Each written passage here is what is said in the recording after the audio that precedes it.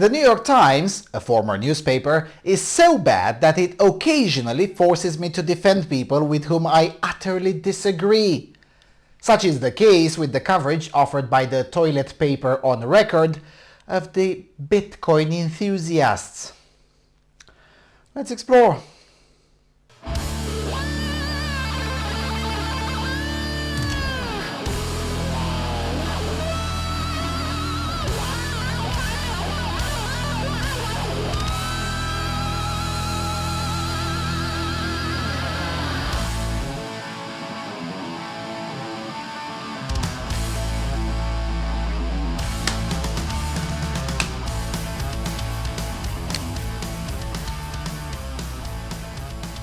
Hello everyone and welcome to the Freedom Alternative.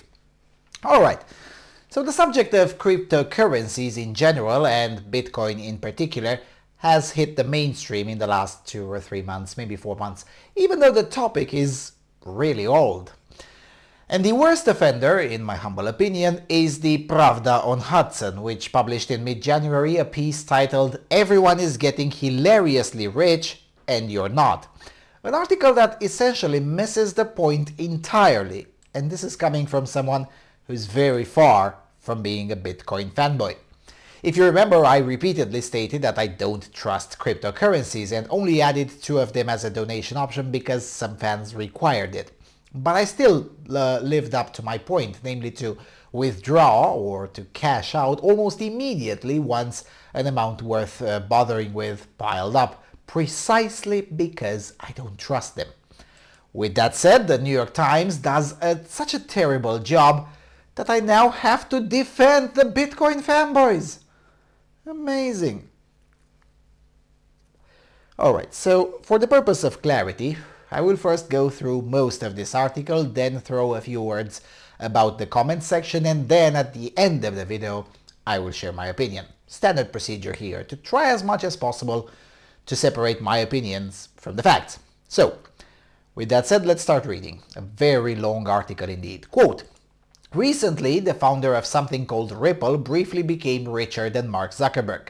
Another day, an anonymous donor set up an $86 million Bitcoin fortune charity called the Pineapple Fund. A Tesla was spotted with a blockchain license plate. There's a surge in people looking to buy Bitcoin on their credit cards. After the Long Island iced tea company announced it would pivot to blockchain, its stock rose 500% in a day. In 2017, the cryptocurrency Bitcoin went from $830 to $19,300 and now quivers around $14,000. Ether, its main rival, started the year at less than $10, closing out 2017 at $715. Now it's over $1,100. The wealth is intoxicating news, feverish because it seems so random.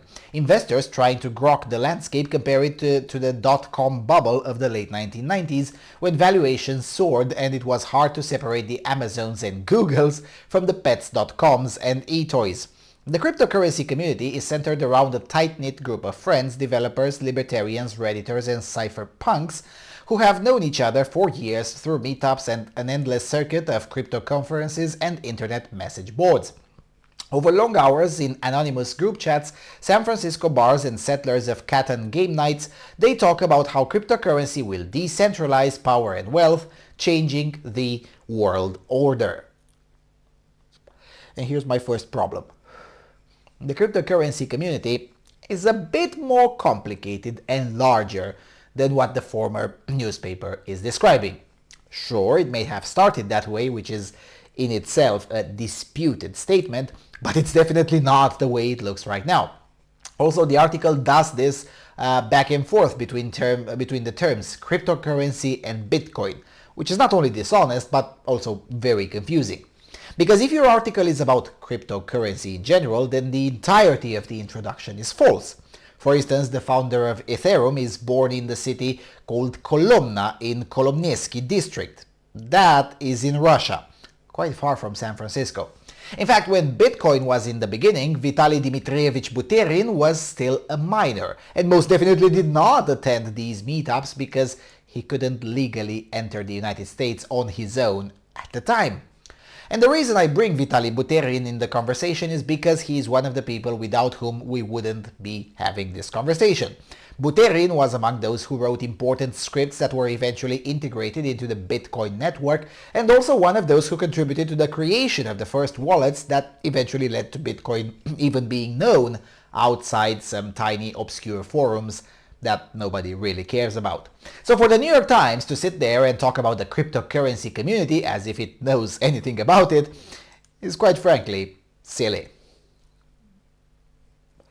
But it gets a lot worse from here on. In addition to lies, we also get some leftist insanity introduced in the narrative as well. Quote, the goal may be decentralization, but the money is extremely concentrated. Coinbase has more than 13 million accounts that own cryptocurrencies. Data suggests that about 94% of the Bitcoin wealth is held by men, and some estimate that 95% of the wealth is held by 4% of the owners. There are only a few winners here, and unless they lose it all, their impact going forward will be outsized. They also remember who laughed at them and when. Close quote. Yeah, so? No, seriously, so what? This is a recurring theme whenever the far left discusses anything related to economics. They simply can't help it, because they are the real sexists and racists. Of course, for normal people, this is perfectly normal. In any economic system, you will have mostly men at the top, mostly men at the bottom, and women somewhere in the middle. This is augmented when it comes to cryptocurrencies because there is an incredibly volatile and risky asset. And when it comes to risky things, that's where you'll find mostly men. Most people, including most men, are not willing to take certain risks from one point on, but those who are willing to take those risks are and will always be overwhelmingly male. And there's nothing wrong with that. But the former newspaper, and especially for those in the comment section, we'll get to that soon, it absolutely is a problem because heaven forbid men build something and not automatically cede 50% to random women who haven't earned it but somehow deserve it anyway because they're women. Alright, longish quote. James Spediacci and his twin brother Julian, who bought Ether when it was about 30 cents, now run one of the most popular whale clubs, private cryptocurrency trading communities where crypto syndicates are coordinated in group chats. He showed me a screenshot of his Facebook post from 2014 telling everyone to buy Ether. 1 like, he said, pointing to his phone. It got 1 like. Whether it's all built on sand or not, the crypto castle has risen. There's an actual house called the Crypto Castle, and the king is Jeremy Gardner, 25, a rakish young investor with a hedge fund who has become the de facto tour guide for crypto newcomers. Early one afternoon, he opened a bottle of rosé while he charged half a dozen external batteries so he wouldn't have to ever plug in his phone in Ibiza, Spain, the next week. I do ICOs, it's my thing, he said. He wore a pink button front and pink pants. It's me, a couple of VCs, and a lot of charlatans. An initial coin offering is a way to raise money. A company creates its own cryptocurrency and investors buy into the new coin without actually buying a stake in the company. Mr. Gardner led an ICO for his startup Augur, creating an Augur token that he then sold to raise real-world money. And these tokens sold fast, and it's one of the forces that kicked off this boom. For a time, the value of Augur, a market forecasting startup with few customers, exceeded $1 billion.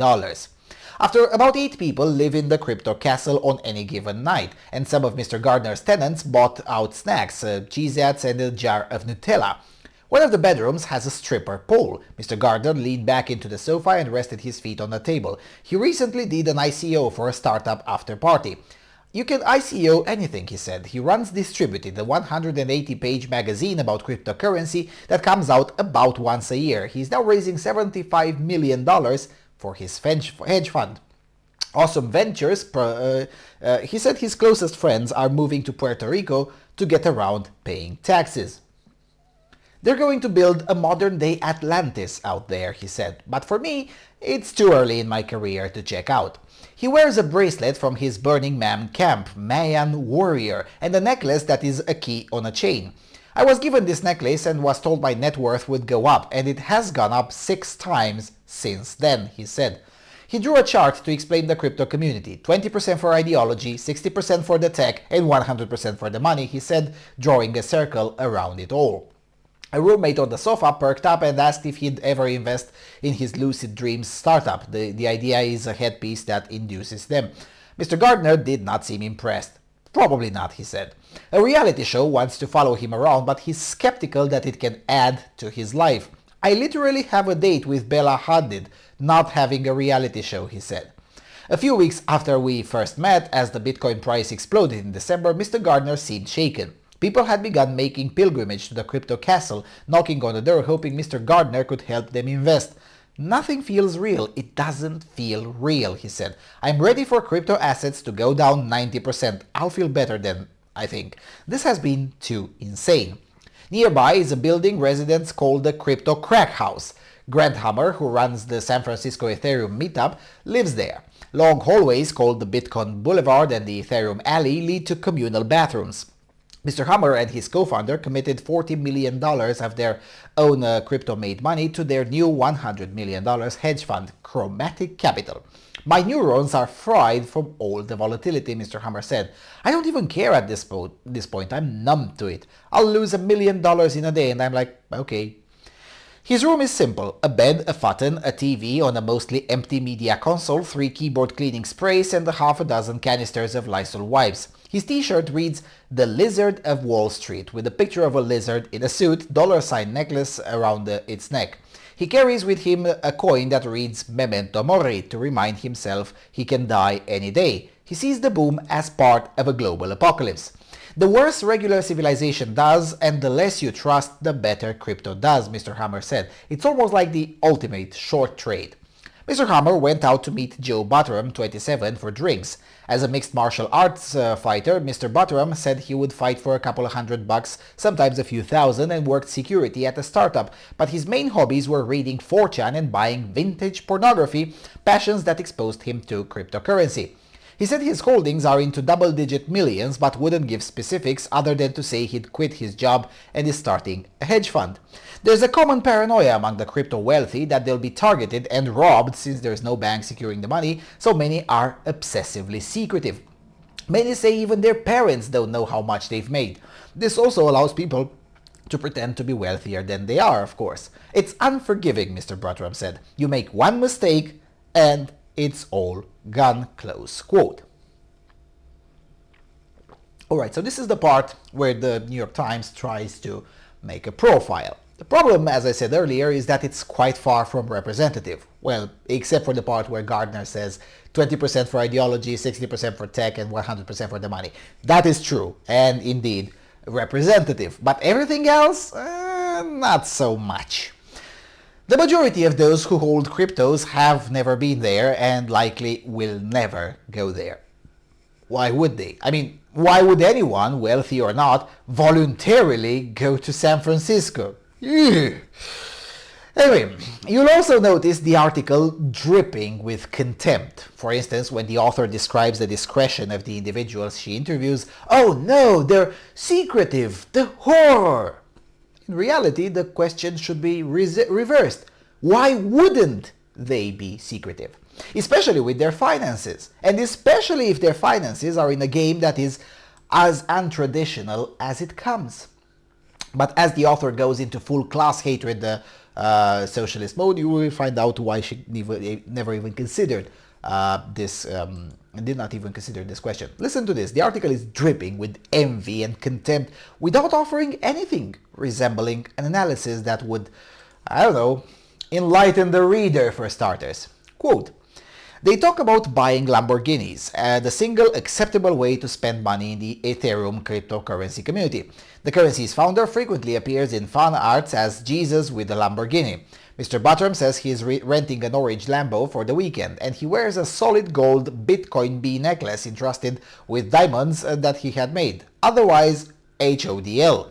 This is one of the core beliefs in this community. HODL, hold, type very fast as if in panic. Hold even if you feel FUD, that would be fear, uncertainty, and doubt.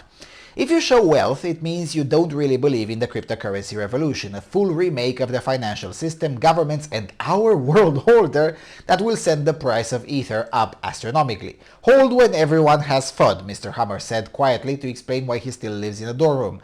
This will change civilization. This can 100 times or more, can go 100 times and more from here. He knows this is strange. When I meet people in the normal world now, I get bored, Mr. Hammer said. It's just a different level of consciousness. The tone turns somber. Sometimes I think about what would happen to the future if a bomb went off at one of our meetings, Mr. Buttram said.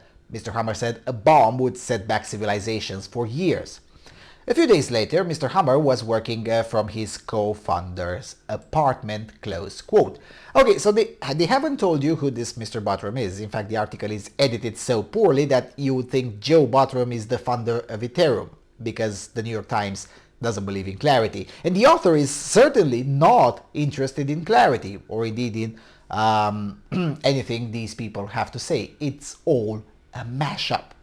Now, I don't want to put intentions on New York Times because, quite frankly, I believe the author is just dumb, and I don't suspect her of possessing much intelligence, but it is still worth noting that Joe Buttram is one of those individuals who, in fact, did something to bring more women into the crypto world, though through helping to popularize the Crypto Kitties game. No, seriously, I'm not joking. Crypto Kitties. All right. Speaking of kitties, let's read some more. Quote, James Fickle, 26, lives in a high-rise with a Russian blue cat called Mr. Bigglesworth. Mr. Fickle is known in the community for going full YOLO and investing $400,000 when Ethereum was at 80 cents. Now with a fortune, he says he is in the hundreds of millions, his parents have retired and sent his younger sister to live with him. I'm taking her over her education, Mr. Fickle said, sitting in a white leather sofa. Mr. Bigger was asleep in his impossibly skinny arms. Today, Mr. Fickle is outlining the endgame for cryptocurrency true believers. It's the entire world reorganizing itself, Mr. Fickle said. We could get rid of our armies because for the first time you'll have people saying, I want to vote for a global order. It's the internet waking up. It's the internet grabbing its pitchfork. That is the blockchain. Mr. Hammer is skeptical. All I know is the price of Ether is going to go up, Mr. Hammer said, close quote. I mean, this is the only part of the article that I enjoyed. First of all, it has a cute kitten, and I always enjoy cute kittens. And secondly, it finally captures something worth capturing from these people, which is either their intelligence or their extreme stupidity, in this case, the latter being the case. Yeah, you could get rid of armies because people have cryptocurrencies and because blockchain technology exists. Give me a freaking break, mate.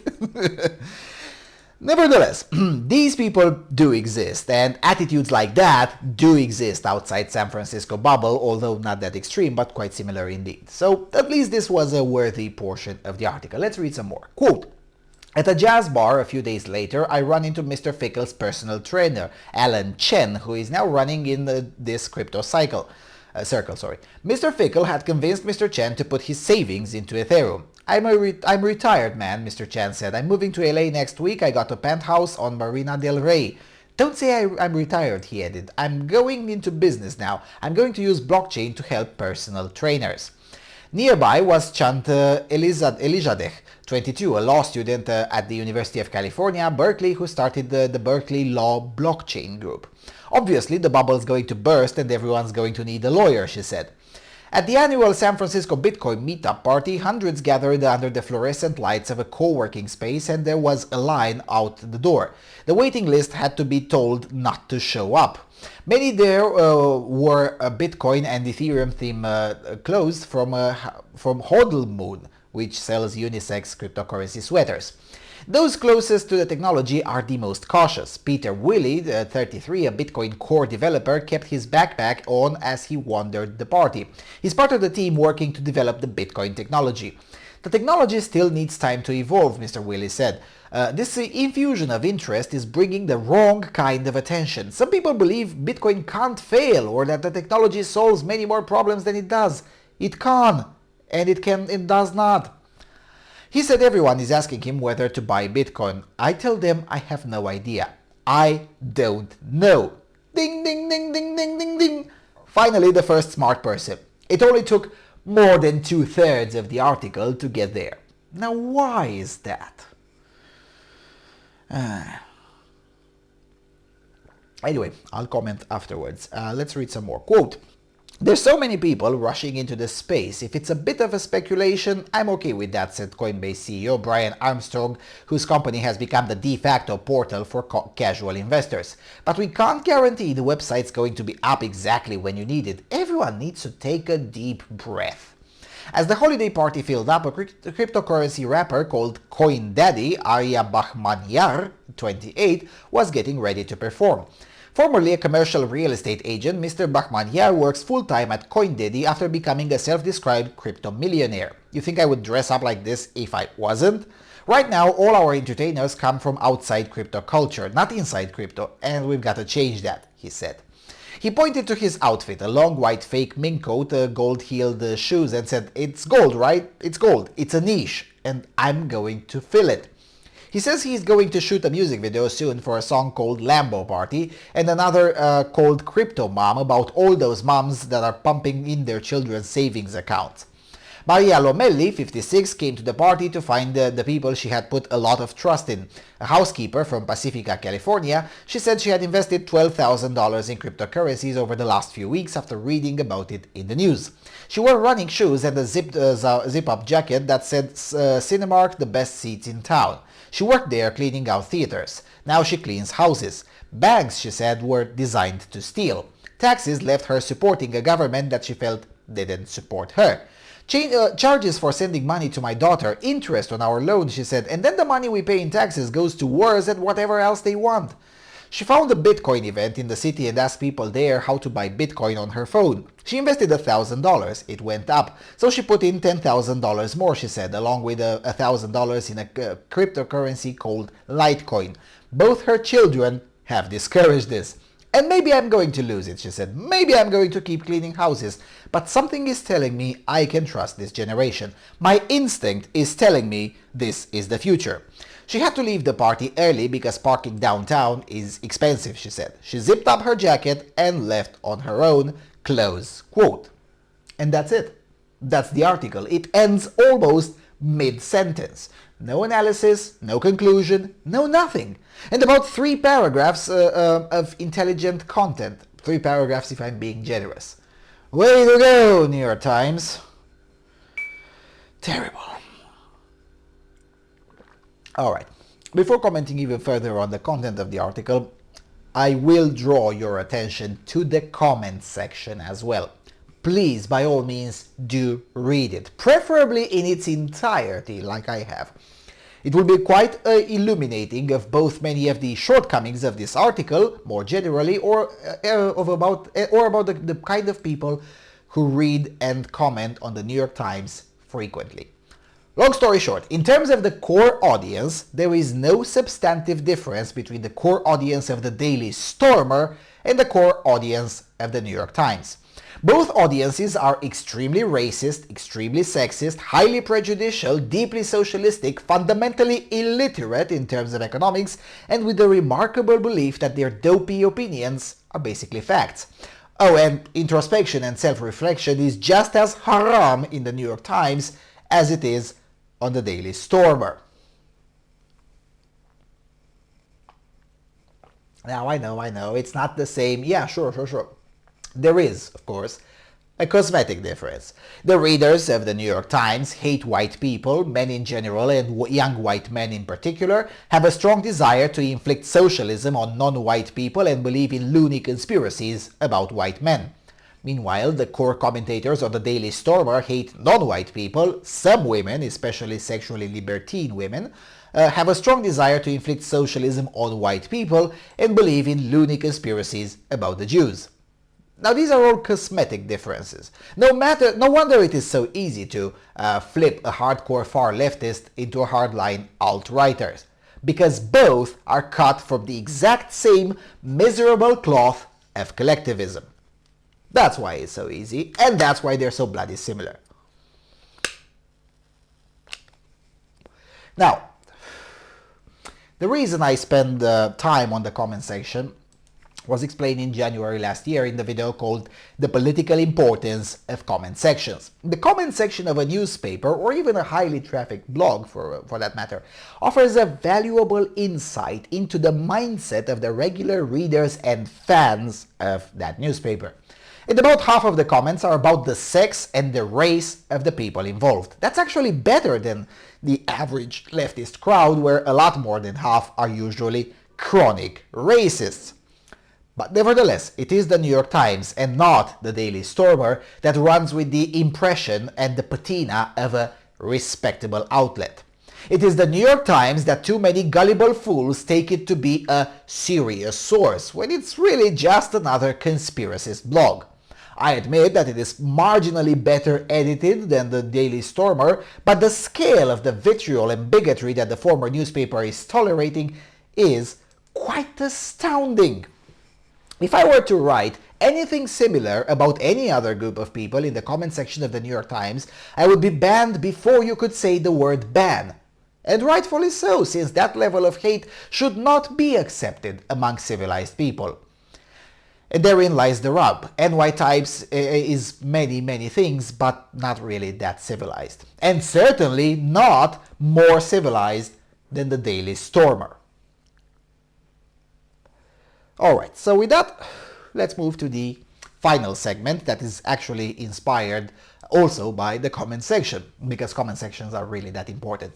So, when it comes to both this article and the topic of Bitcoin in general, there are a few objections that tend to appear that are at best marginally congruent with reality. One such objection is the comparison of Bitcoin with the dot-com bubble. The only aspect where that is indeed true and observed already is the handful of companies who saw their stock value increase the moment they added the word blockchain to their name. That is definitely similar to the dot-com bubble days, when every company that had electronic or e- or indeed .com in its name would see its valuation increase far beyond anything that could even remotely resemble reason. And when people figured that one out, a market correction happened. Now, while there is some degree of something similar having happened already in the current period, there is not yet anything to suggest that it has been happening at a scale similar or higher than the dot-com era. So yeah, while it may look like a duck from a faraway distance, it actually doesn't quack like a duck, neither does it swim like one. Not yet anyway. Another objection that I picked up from the comment section comes in the comparison with the tulip mania, or the tulip craze. This comparison is used a lot by the resentful, hate-driven lot that populates the comment section of the New York Times. The only problem is that such comparison shows significant flaws in one's understanding of the tulip mania. I guess they don't teach European economic history in liberal schools anymore, if they ever did.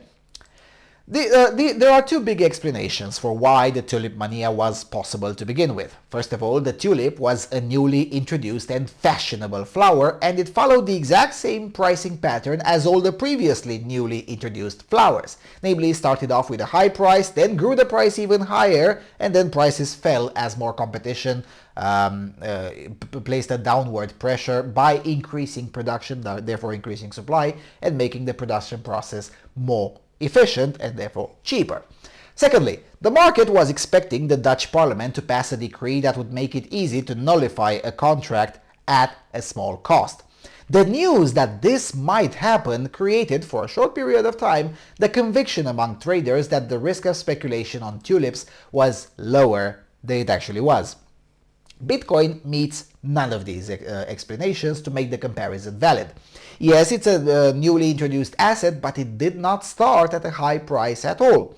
Also, there is no decree or bill expected to pass the Congress or the Canadian Parliament or the German Parliament or any other parliament really that would make it easy to buy Bitcoin. So no matter how you look at it, the comparison with the tulip mania is silly. It's not an apples and apples comparison by any stretch of the imagination.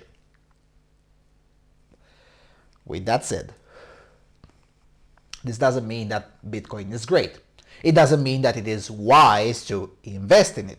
And it doesn't mean Bitcoin isn't in a bubble. Also, the fact that Bitcoin is in a bubble doesn't mean it's something bad inherently. Let's unpack some of it. First of all, Bitcoin is a proof of concept. What concept? The blockchain, of course. So while Bitcoin itself may end up being trash in the end, the technology behind it is an indisputable asset with intrinsic value.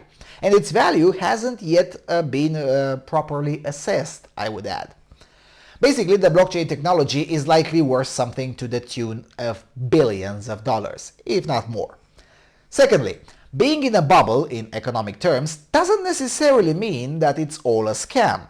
After all, those who invested $1,000 in Amazon.com during the dot-com bubble are millionaires today.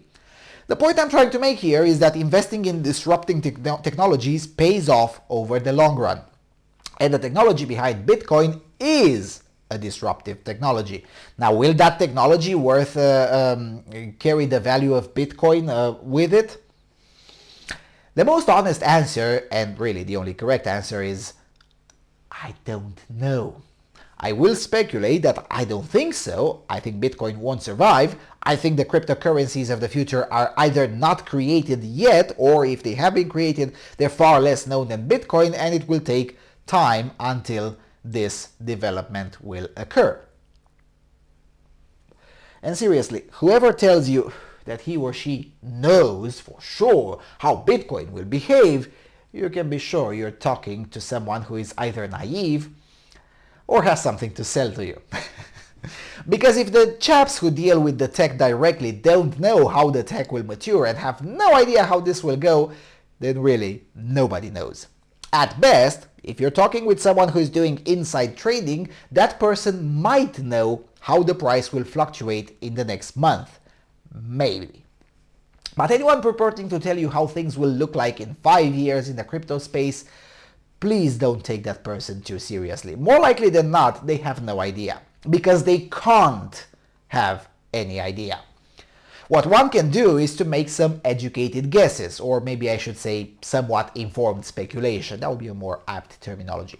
For instance, if you know how many banks are considering getting themselves involved in all of this, then it does make sense to try to find out more about the inner machinations of those banks, and maybe you find out which one will indeed get involved and then buy into it so you can gain something out of the inevitable increase in market value once the news goes out that a big and known bank joined the crypto space. Now, what I just said now, some would call that industrial espionage or insider trading, but don't worry, this is how things really work, and how things have always worked and will always work. There's nobody more naive than politicians and gullible fools who genuinely think that they can ban inside trading by writing legislation.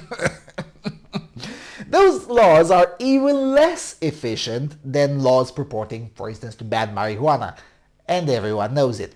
Well, everyone except the resentful socialists who keep on voting for politicians who sound just as resentful as they are. The point is that for the time being, the crypto space is a speculative environment, and that is highly unlikely to change anytime soon, even in the event of a ban on cryptocurrencies, which is in itself unlikely to happen in a major first world market anytime soon. And because it is a speculative environment, buying into it is only worth if you are into gambling. Otherwise, not so much. And then there's the technical problems. Bitcoin in particular is brutally slow and enormously expensive. Now, that may change, and some of it has actually changed, but for the time being it is more expensive and slower to send money via Bitcoin than via Western Union. For instance, I paid $35 in transaction fees to send $200. Such a transaction is either free or costs no more than $5 via Western Union. And unlike Bitcoin, which needed 9 hours to process the transaction, Western Union does it instantly, within a matter of seconds. And until this changes, expecting Bitcoin to be adopted as an actual currency is madness. It's just not going to happen. Even if we're talking about solely to retain value, that's still not good enough. Ethereum is even worse. There's still not a suitable, stable, easily functioning wallet for it. Mist, the recommended wallet, gets stuck in a sync loop. I gave up after 4 days and 80 gigabytes of downloaded bloat. Sorry, I mean nodes data. Now, of course, what I just said is utterly haram for the crypto fanboys, who I'm sure will be flooding my comment section, complaining that it's not really like that, or that I can use some web interface instead, yada yada yada. I don't care. I really don't. What I do care is whether I can easily own my currencies, i.e. don't have to rely on the cloud or some service like Coinbase that rarely even works, and easily spend them without paying a fortune on fees. And do this flawlessly with a streamlined, easy-to-use process. Bitcoin cannot do that. Neither can Ethereum. With all its crypto kitties and the rest, it still can't do its basic function. LiteCoin is a bit more sensible, though I'm sure that will be ruined much sooner than many dare to imagine. The point is, most of what the crypto fanboys are saying that will happen is, at best, a belief and a hope. Now, that's not a bad thing in and of itself, but they should be more upfront about it. Because for the time being, none of the cryptocurrencies are anywhere near close to relevance in any of the metrics that matter, such as number of transactions, capitalization, and so on. To put things into perspective, MoneyGram makes more transactions globally in a month than the entirety of the crypto space has made since its inception. And MoneyGram is not the biggest player, Western Union is. The reason I make this comparison is not to disparage the crypto space necessarily, but to further emphasize the point that all of it is still way too early to be making judgments and predictions. You don't know whether prices will go down or continue to climb. You also don't know how things will look like 5 years from now. Nobody does. And all this information should have been included in a report by the New York Times. But it's not, because the New York Times is just a sensationalist conspiracist blog. Hence, the toilet paper on record. And the reason this video even exists is not because the Pravda on Hudson is lying through omission and publishing bad and/or incomplete coverage of an issue. The reason this video exists is because, sadly, too many otherwise reasonably intelligent people still genuinely do believe that the New York Times is a legitimate source, and it really isn't. And the sooner more people understand that, the better. Alright, enough for now. I may come back to this topic provided that something substantive changes, and by that I mean a big bank allowing crypto payments for mortgages, or something like Amazon or a big retailer in Europe deciding to accept cryptos for their products. That is what I call a substantive change. When that happens, I may get back on the topic. Meanwhile, I don't think there's much else to be said. Yes, some early adopters might make some shekels, just like the early adopters of Amazon did. Yes, some strategic crypto investors might also make some shekels, just like the strategic investors in the internet ecosystem made. And all of that is fine, and the resentful bigots from the New York Times comment section can frankly go to hell. But until then, crypto is, for now, a speculative tool that should be used by those who enjoy the thrills of such a tool, and also a tool for a minuscule amount of people in, let's face it, shithole countries who are trying to bet against their local inflation. Which is all fine and dandy, more power to them, but please, spare me with the fanboy salesman talk. The crypto space is very far away from the dreams of its fans. And until it gets closer to that, I will maintain my policy of distrust and minimal engagement. And with all of that being said, thank you all for watching, thank you for your consistent and generous support, do subscribe to my social media, and while we're at a video about crypto, do throw a tiny fraction of LiteCoin my way, so I can reach the minimum threshold to cash it out. And with all that said, I'll see you all soon on the Freedom Alternative.